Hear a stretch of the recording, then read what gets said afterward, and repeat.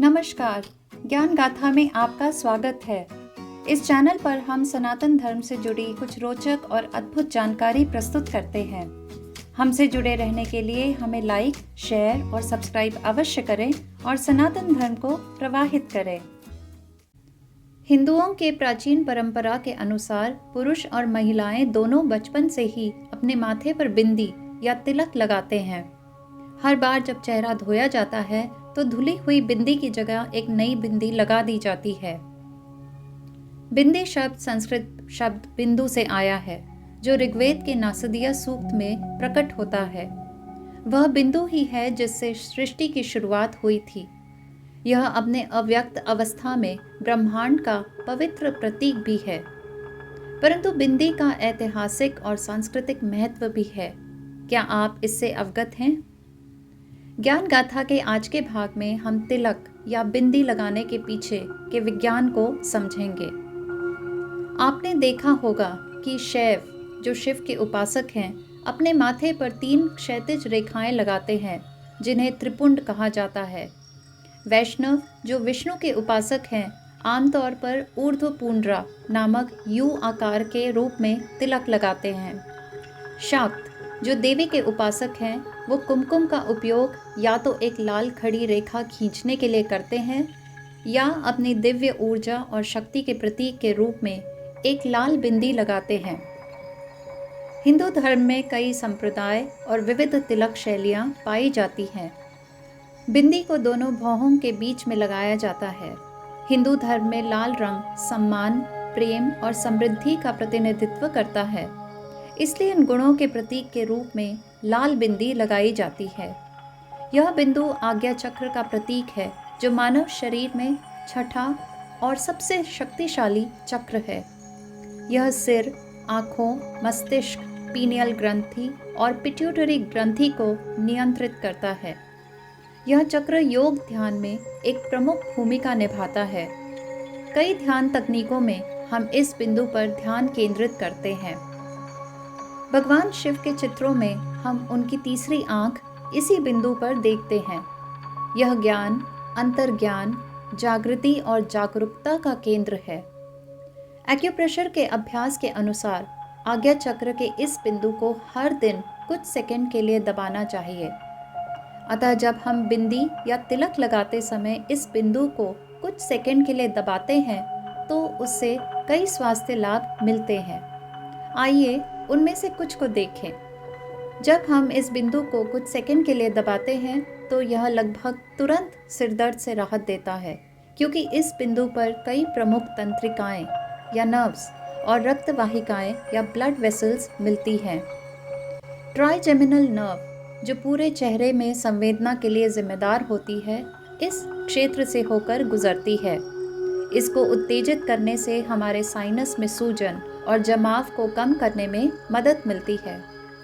इसी तंत्रिका को उत्तेजित करने से हमारी त्वचा जवान और हमारे चेहरे की मांसपेशियां मजबूत रहती हैं। सुप्राट्रोक्लियर नर्व भी इस क्षेत्र से होकर गुजरती है। यह आँखों के आसपास की सभी मांसपेशियों से जुड़ी होती है, इसलिए इस तंत्रिका को उत्तेजित करने से दृष्टि और आँखों के स्वास्थ्य में सुधार होता है। ट्राइजेमिनल नर्व डिप्रेशन, मिर्गी और पोस्ट ट्रॉमेटिक स्ट्रेस डिसऑर्डर या PTSD के इलाज के लिए एक महत्वपूर्ण तंत्रिका है। चिकित्सा समुदाय इस समस्याओं का इलाज करने के लिए इस तंत्रिका को बहुत कम तीव्रता वाले बिजली के झटके से उत्तेजित करने के तरीकों पर शोध कर रहा है। क्या हर दिन कुछ सेकंड के लिए इस तंत्रिका को दबाकर हम इन स्थितियों को पहले से नहीं रोक सकते? इस क्षेत्र से गुजरने वाली नसों में से एक हमारे कर्णावत या कोक्लियर को भी उत्तेजित करती है। कर्णावत आंतरिक कान का एक हिस्सा है जो हमें सुनने में सहायता करता है। भौहों और माथे को आराम देने से तनाव और थकान काफ़ी मात्रा में दूर हो सकती है। यह आरामदायक नींद और खुशी की भावना को बढ़ा देता है। यह बिंदु पीनियल ग्रंथि या पिट्यूटरी ग्रंथि, जो आज्ञा चक्र के पीछे स्थित है, उनसे जुड़ा हुआ है। पीनियल ग्रंथि हार्मोन सेरोटोनिन और मेलेटोनिन का उत्पादन करती है। मेलाटोनिन नींद का हार्मोन है, जबकि सेरोटोनिन खुशी से संबंधित हार्मोन में से एक है।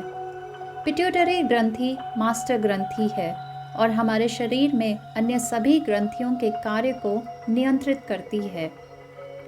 इस क्षेत्र को रोज़ाना छूने और इसे कुछ सेकंड के लिए उत्तेजित करने से इन ग्रंथियों को अच्छी तरह से काम करने में मदद मिलती है।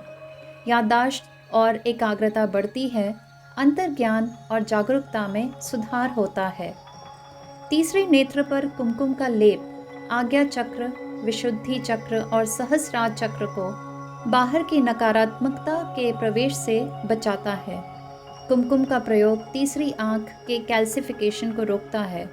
यह तीसरी आंख को खोलने में मदद करता है और अंतर्ज्ञान के चैनलों को मजबूत रखता है।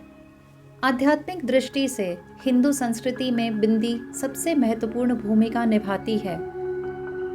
एक हिंदू हर सुबह स्नान करता है और प्रार्थना में बैठता है ताकि हर प्रार्थना के माध्यम से पूर्ण सत्य की खोज की ओर जा सके।